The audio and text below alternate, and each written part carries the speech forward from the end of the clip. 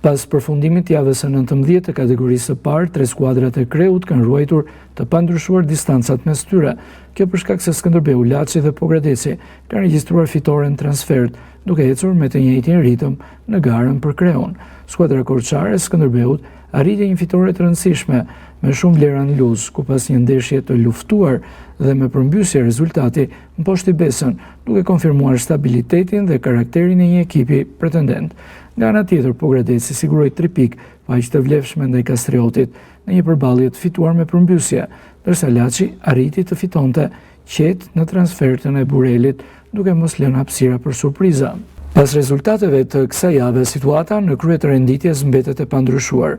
Skënderbeu kryeson kampionatin me një diferencë prej +5 pikësh ndaj Laçit dhe +8 pikësh ndaj Pogradecit, një avantazh që për momentin vlerësohet i konsiderueshëm, sidomos kur kanë mbetur vetëm 3 javë nga përfundimi i fazës së dytë.